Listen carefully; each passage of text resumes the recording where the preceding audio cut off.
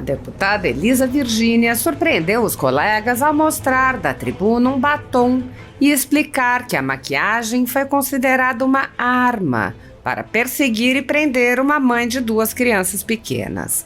A deputada disse: "Estou aqui com uma arma. Na minha mão, para muitos, não há um batom, mas uma arma, que foi responsável por dar a uma mulher a acusação por crime de associação criminosa armada, tentativa de abolição violenta do Estado Democrático de Direito, golpe de Estado, deterioração do patrimônio tombado e dano qualificado por violência e grave ameaça contra o patrimônio da União."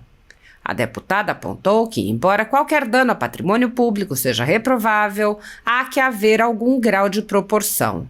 Ela disse: "Estou falando de Débora Rodrigues dos Santos. Não a conheço, não estive aqui em Brasília no 8 de janeiro, não concordo com o que aconteceu aqui, mas temos que usar pelo menos a proporção.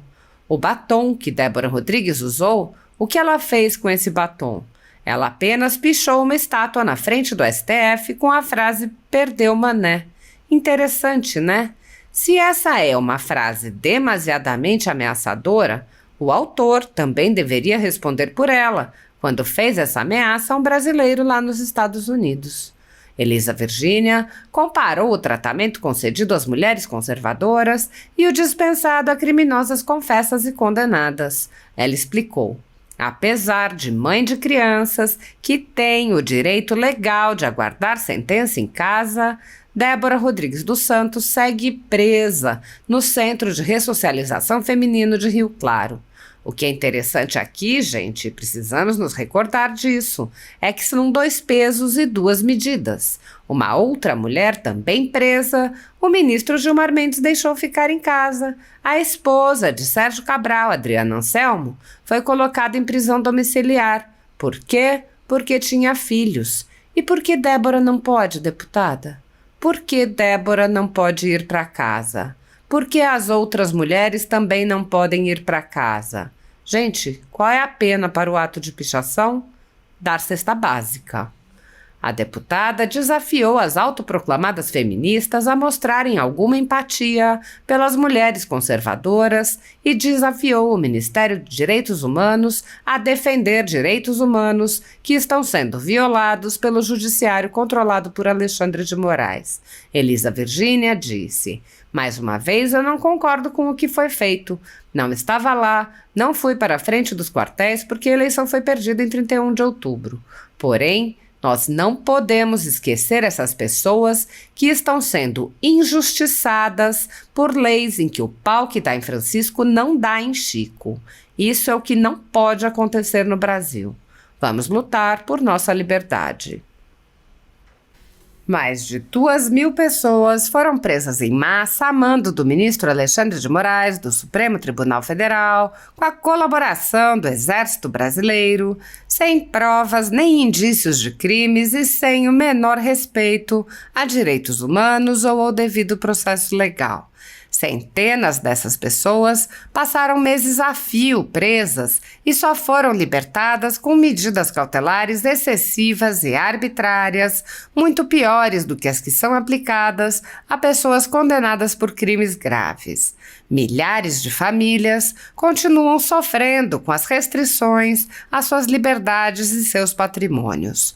Tudo sob o olhar complacente do Senado Federal.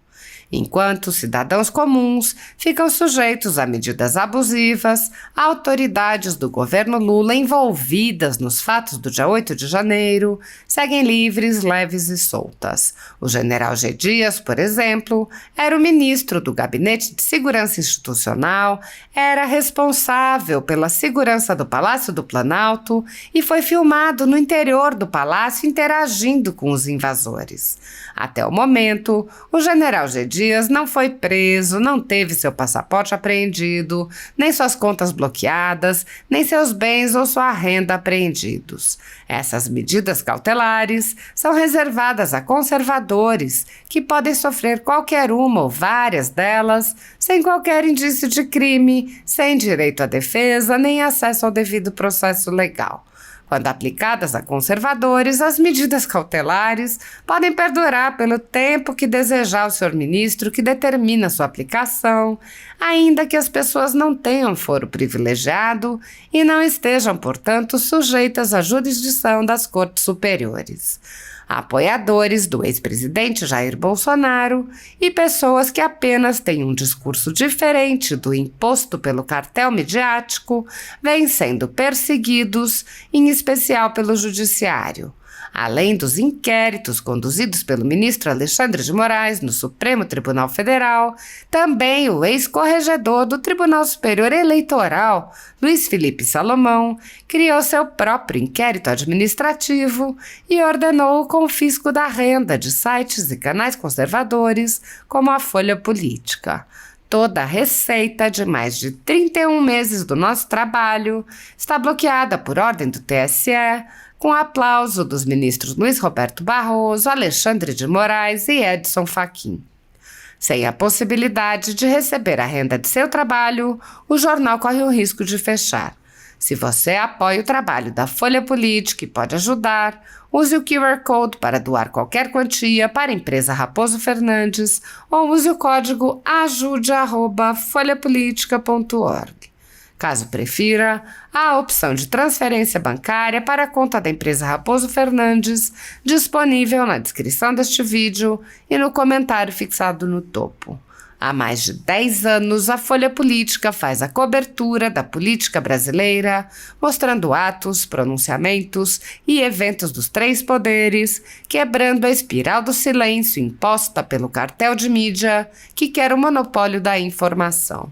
Pix ajude@folhapolitica.org. Assista. Senhor presidente, eu estou aqui com uma arma. Isso. Na minha mão não tem um batom. Para muitos isso aqui é uma arma que foi responsável por dar a acusação de uma mulher por crime de associação criminosa armada, tentativa de abolição violenta do Estado Democrático de Direito, golpe de Estado, deterioração do patrimônio tombado e dano qualificado pela violência e grave ameaça contra o patrimônio da União. Eu estou falando, presidente, de Débora Rodrigues dos Santos. Não a conheço. Não estive aqui em Brasília no dia 8 de janeiro. Não concordo com o que aconteceu aqui, mas a gente tem que usar pelo menos a proporção. O batom que Débora Rodrigues usou, o que é que fez esse batom? Ela apenas pichou uma estátua na frente do STF com a frase "perdeu, mané". Interessante, né?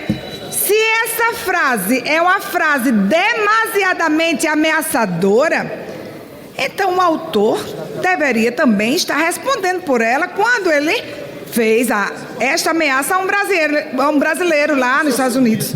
Mas não, apesar de mãe de crianças que tem o direito legal de aguardar a sentença em casa, Débora Rodrigues dos Santos segue presa no Centro de Ressocialização Feminina do Rio Claro. O que é interessante aqui, gente, a gente precisa recordar disso aí, é que são 2 pesos e 2 medidas. Para uma mulher também presa, o ministro Gilmar Mendes colocou ela para ficar em casa. A esposa de Sérgio Cabral, Adriana Anselmo, foi colocada em prisão domiciliar. Por quê? Porque tinha filhos. E por que Débora não pode, deputada? Por que Débora não pode ir para casa? Porque as outras mulheres também não podem ir para casa. E aqui, o ato de pichação, gente, qual é a pena para o ato de pichação? Da cesta básica.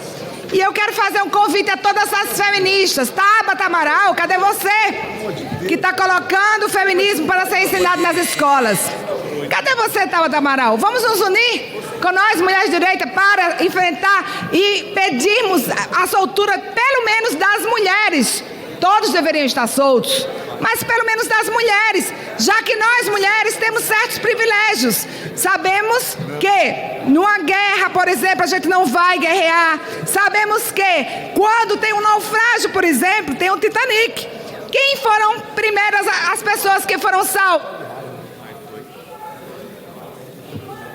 Para concluir, quem foram as primeiras? Sempre nos problemas, primeiro, mulheres e crianças. E eu quero fazer uma convocação e quero fazer um desafio às feministas aqui de plantão. Vamos pedir a soltura das mulheres? Por que não? Tabata quer ensinar feminismo nas escolas? Eu quero dar até uma sugestão, até assino o projeto de lei se ela colocar o livro da Ana Campaiolo para ser ensinado nas escolas. Por exemplo, detonar com as mentiras do feminismo, ou o meu livro, o que é que devemos ao feminismo? Então eu faço aqui o desafio para que nós possamos, pelo menos, lutar pela soltura daquelas pessoas, como, por exemplo, está aqui preso também um senhor com câncer em estágio avançado. Será que, Deus me livre e guarde, ele pode de repente chegar a óbito na prisão? Será que é o próximo prisão? Pelo amor de Deus, gente, não concordo mais uma vez com o que foi feito. Não estava lá, não fui para frente dos quartéis, porque a eleição foi perdida, né, lá em 31 de outubro. Porém, a gente não pode esquecer dessas pessoas que estão sendo injustiçadas por leis que o pau que dá em Francisco não dá em Chico. Isso é o que não pode acontecer no Brasil e vamos lutar pela nossa liberdade. E mais um desafio, feministas de plantão. Para concluir, presidente, feministas de plantão, cadê vocês? Concluir. Ministério dos Direitos Humanos, cadê vocês? Estão morrendo nas cadeias. Ministério dos Direitos Humanos agora é o Ministério do Direito dos Manos? Será que é o do Ministério dos Defeitos Humanos? Cadê você, ministro dos Direitos Humanos? Vamos ver o povo que está sofrendo lá nas cadeias injustamente, enquanto bandidos são soltos. Mas claro, né? Enquanto mais... Isso aí. Vivemos um dos períodos mais críticos da nossa história com a completa inversão de valores. Assistimos a uma sucessão de abusos de autoridade cometidos por ministros do STF, com o lamentável silêncio de parte expressiva da grande mídia e omissão sim, covarde dessa casa que se nega a cumprir o seu dever constitucional.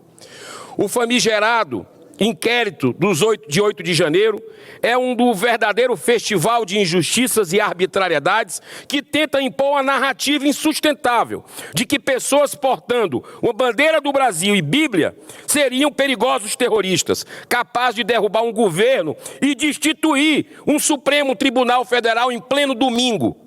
Isso poderia muito bem funcionar como um enredo de uma comédia, mas é na realidade uma grande tragédia.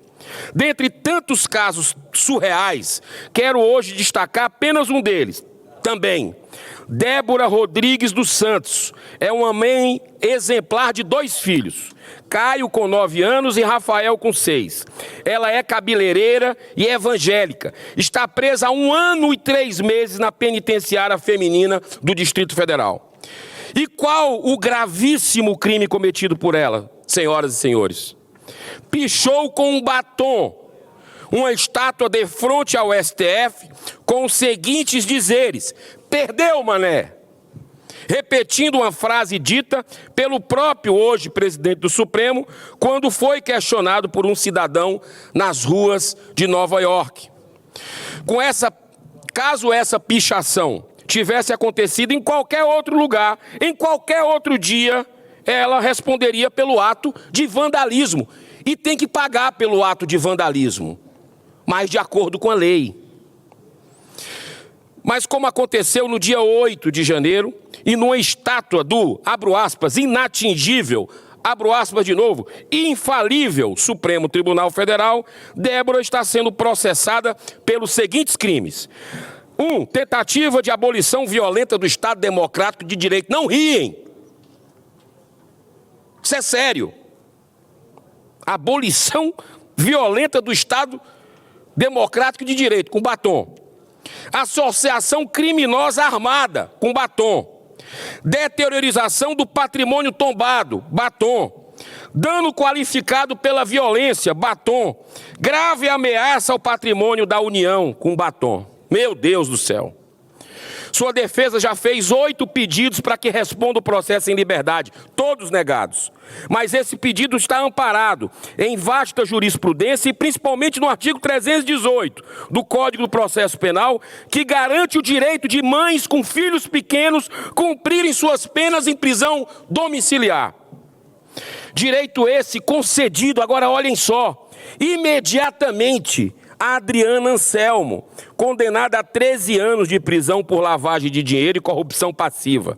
Ela é ex-esposa de Sérgio Cabral, condenado a 425 anos de prisão, mas também em liberdade. Agora olha onde é que aquele servidor, Silvinei Vasquez, aquele homem honrado do Brasil, cumpridor dos seus deveres, com méritos, olha só onde é que ele está, lá na Papuda, onde teve políticos corruptos, preso, onde o Marcola está lá. Olha que loucura que a gente está vivendo de inversão de valores na nossa nação. É impossível se calar diante disso. A Adriana Anselmo, ela é ex-esposa de Sérgio Cabral, repito, condenado a 425 anos de prisão, mas também em liberdade hoje. Senhor presidente, o que dizer da nação, de uma nação, que a Procuradoria-Geral da República se une a um ministro da Suprema Corte para infringirem a lei? O Procurador-Geral da República se uniu ao ministro Alexandre de Moraes para deliberadamente não cumprir a lei no caso da liberdade de Daniel Silveira, ex-colega nesta casa. O deputado Daniel Silveira já cumpriu 3 vezes o requisito de progressão de pena. O último foi agora, cumprido no último dia 21 de maio. Ora, senhor presidente, a Suprema Corte, que tanto se preocupa com o encarceramento de centenas e milhares de bandidos que estão presos, descumpre um direito do ex-deputado Daniel Silveira. Senhor presidente, a liberdade de Daniel Silveira não pode estar a arrepio do capricho do ministro da Suprema Corte e nem de Paulo Gonet. Cumpra-se a lei pela liberdade de Daniel Silveira. Por favor.